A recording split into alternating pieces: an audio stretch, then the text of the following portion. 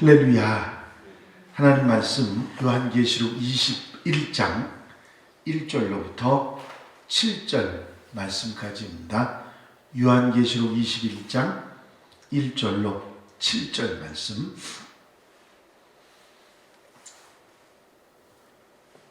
제가 봉독해 드립니다.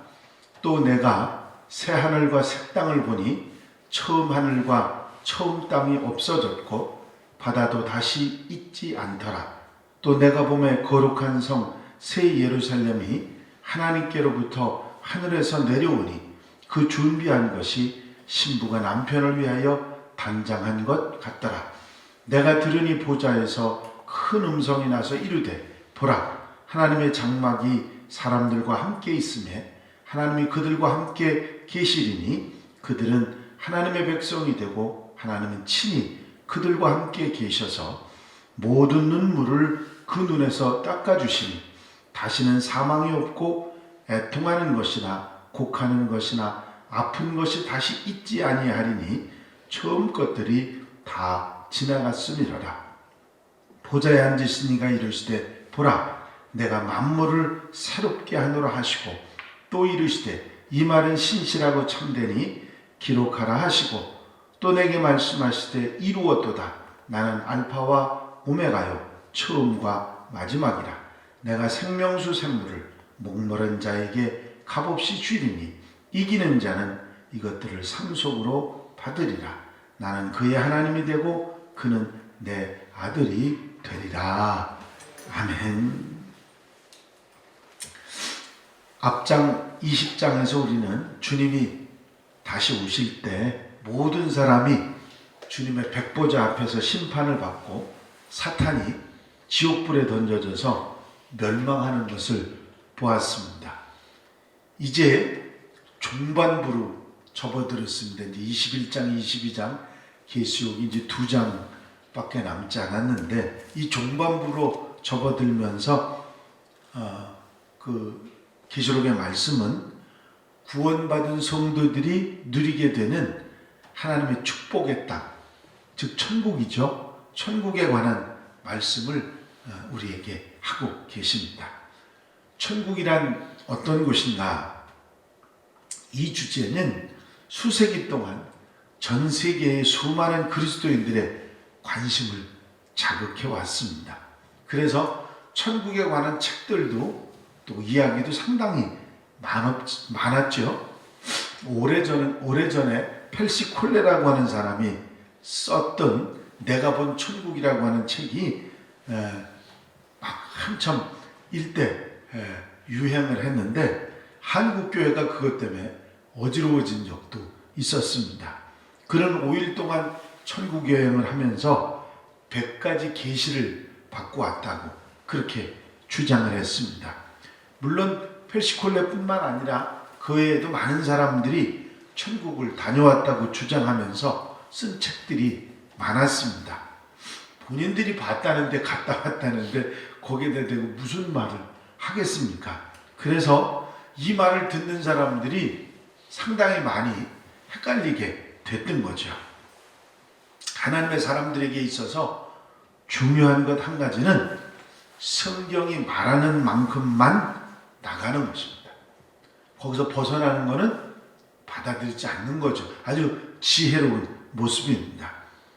성경이 말하지 않는 부분까지 거기에 대해서 더 왈가왈부하는 것은 바람직하지 않다고 하는 말씀입니다. 가능성, 거에 대한 생각은 하겠지만 그 이상은 나갈 필요가 없다는 거죠. 요한계시록은 성경이 말해주는 천국의 그림을 보여주고 있습니다. 천국은 과연 어떤 곳일까? 눈에 확 띄듯이 보여주는 것은 아니지만 우리가 어느 정도 짐작할 수 있도록 만들어주는 것이죠. 새 하늘과 새 땅에 관한 말씀이 나옵니다. 또 내가 새 하늘과 새 땅을 보니 처음 하늘과 처음 땅이 없어졌고 바다도 다시 있지 않더라. 여기서 말하는 새 하늘 새 땅이라는 이 말에서 새로운이라고 하는 이 단어는 카이노스라고 하는 단어를 쓰고 있습니다. 이 카이노스는 바뀐 것에 대한 얘기만이 아니라 바뀌었는데 질적으로 근본적으로 새로워졌다고 하는 의미를 가지고 있습니다. 하늘과 땅이 없어졌다가 다시 생긴 것이 아니라 있던 하늘과 있던 땅이 완전히 질적으로 근본적으로 바뀌어버렸다고 하는 그런 의미를 가지고 있다는 거죠. 단순히 이 세상을 고쳐서 살기 좋은 나라로 만든 것이 아니고 전혀 다른, 완전히 다른 새로운 세계로 하나님이 만드셨다 하는 것입니다. 처음 하늘 처음 땅은 죄악으로 인해서 타락한 땅이죠. 마귀가 권세를 잡으면서 더럽힌 땅입니다. 이 땅을 하나님께서 없애버리시고 새로운 새하늘과 새 땅을 만드신 것이죠. 하나님이 재앙과 심판으로 다 파괴해버리고 다 망가졌습니다. 그래서 질적으로 바뀐 새하늘과 새 땅인 것이죠. 옛 하늘과 옛 땅에 대한 심판이 완전히 이루어지지 않고서는 새 역사가 시작될 수가 없는 것이죠. 영어 성경에는 이거를 패스어웨이, 즉 이전의 하늘과 땅이 훌쩍 지나가 버렸다고 그렇게 되어 있습니다.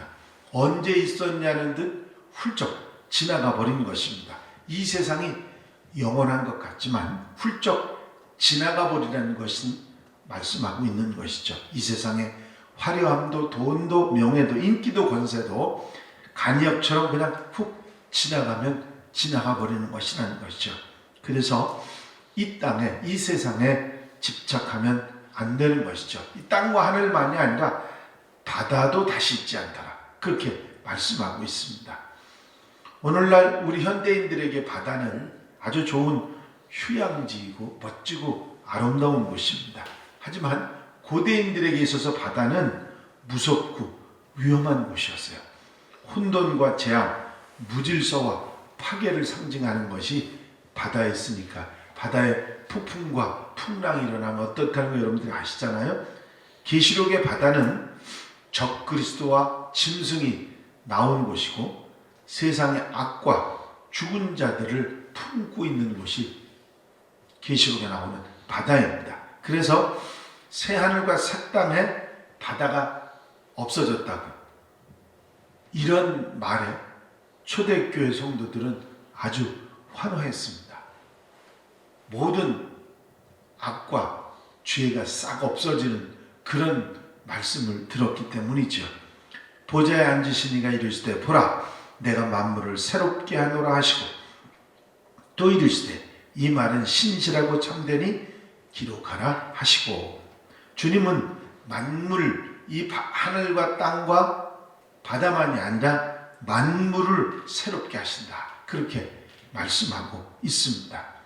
내가 보았듯이 나는 반드시 옛 세상을 없애고 새 세상을 만들 것이다. 그 완전한 세상에서 내 백성들로 하여금 나와 함께 영원히 살 수 있도록 만물을 다 새롭게 한다. 말씀하고 있습니다. 그리고 이 말은 신실하고 참되니 기록하라. 그렇게 말씀하시죠.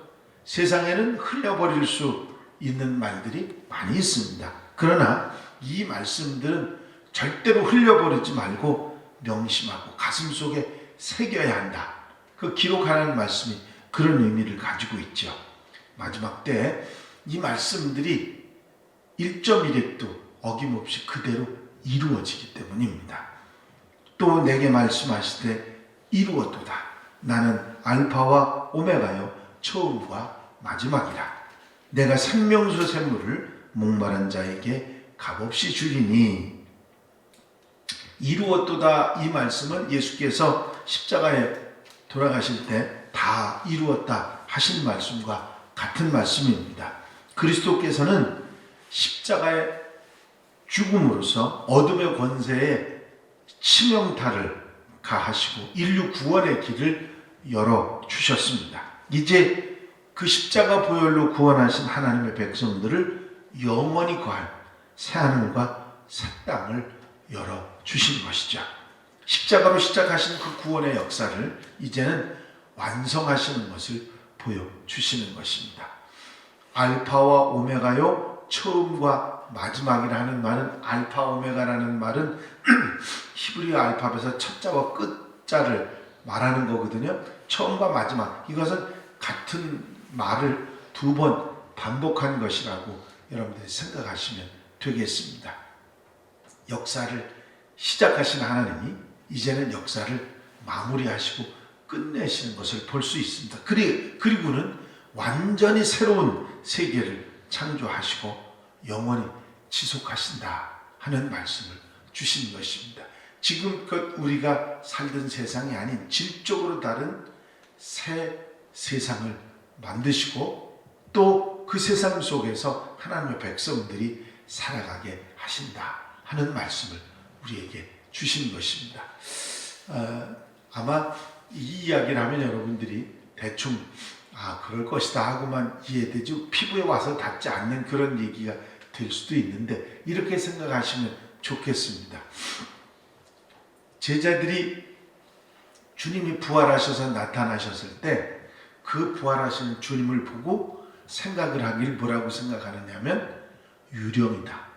그런 생각합니다. 그건 뭐냐면 눈에 보이는 주님이 있어도 그거를 실제 받아들이기 어려웠기 때문에 그렇기도 했습니다. 그래서 만져보고 확인해보고 우리의 몸과 같은 몸을 가지고 있다는 걸 확인까지 했지 않습니까? 도마는 창자국에 손 얹고 그 손에 못자국을 보기 전에 만져보기 전에 내가 못 믿는다고 그렇게 말을 했을 정도로.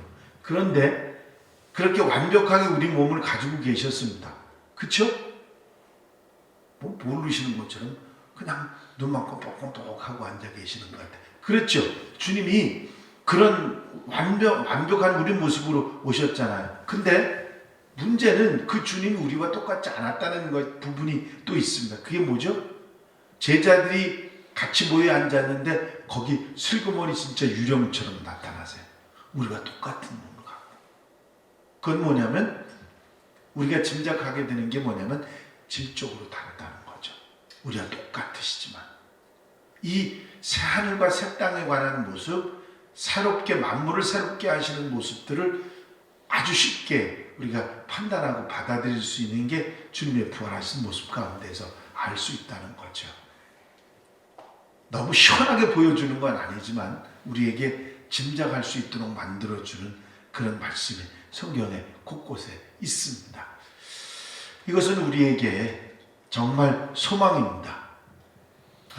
이 땅에 이미 더러워지고 죄의 악에 물들어 있는 이 모든 것들이 아니라 완전히 새로운 그런 모습으로 살아가게 하시고 주님의 새로운 몸은 시공을 초월한 그런 몸이었습니다. 새하늘과 새 땅이 어떤 모습으로 올지를 우리가 짐작하고 이해할 수 있게 되는 거죠.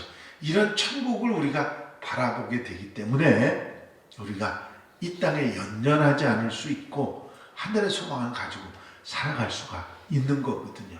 만약에 이 계시록의 말씀이 이렇게 구체적으로 되어 있지 않다면 뜬구름 잡는 것 같은 생각을 우리가 할 수 있지만 결코 뜬구름이 아닙니다. 우리에게 분명하게 확실하게 보여주시면서 알게 하시면서 소망을 갖게 하시는 것이죠. 계시록의 말씀은 심판 멸망이 아니라 소망입니다. 그리스도인들에게 큰 소망이죠. 이 사실들을 우리가 잊지 않는다면 계시록을 두려워하지 않아도 되는 말씀입니다. 우리가 이것을 생각하지 못하기 때문에 계시록에 대해서 걱정하고 염려하고 두려워하고 그런 마음들이 있는데 오히려 우리에게 소망이 되고 위로가 되고 힘이 되고 능력이 되는 말씀이 요한계시록의 말씀이지요.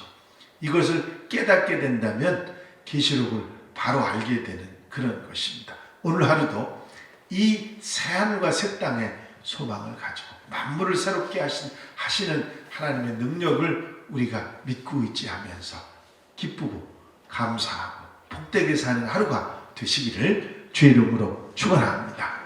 축원합니다. 기도드리십니다. 사랑과 은혜 갈려오심 많으신 아버지 하나님, 마지막 때 새하늘과 새 땅과 만물을 새롭게 하시는 하나님의 놀라운 능력과 권세와 그것을 우리에게 깨닫게 알게 하시고 소망을 갖게 하시고 위로하시니 감사를 드립니다. 세상은 우리를 힘들게 하고 실망하게 하고 낙심하게 하지만 하나님의 말씀은 우리에게 소망을 주고 위로를 주고 힘을 주는 것을 감사합니다. 오늘 한 날의 모든 삶 가운데서도 이 소망의 말씀을 부여잡고 흔들리지 않고 살아가는 믿음의 사람들, 하나님의 백성들이 되게 하여 주시옵소서. 주님께서 온전히 함께 하시고 도와 주실 줄로 믿사옵고 예수 그리스도의 이름으로 기도하옵나이다. 아멘. 주님 가르치신 기도 함께 드리십니다. 하늘에 계신 우리 아버지시여, 이름이 거룩히 여김을 받으시오며 나라의 마옵시며 뜻이 하늘에서 이루어진 것 같이 땅에서도 이루어지이다. 오늘날 우리에게 일용할 양식을 주옵시고 우리가 우리에게 죄 지은 자를 사하여 준 것 같이 우리 죄를 사하여 주옵시고 우리를 시험에 들지 말게 하옵시며 다만 악에서 구하옵소서. 나라와 권세와 영광이 아버지께 영원히 쌓옵나이다. 아멘. 이 시간 기도하실 때에 우리 공통의 기도 제목들을 위해서 기도하시고, 특별히 이제 연말이 되었습니다. 이제 한 5, 6일 정도 남은 시간들을 우리가 보내면서 마무리를 잘하고 새해를 새롭게 맞이할 수 있도록 위해서 준비하는 그런 기도의 시간들이 되시기를 바랍니다. 자유롭게 기도하시겠습니다.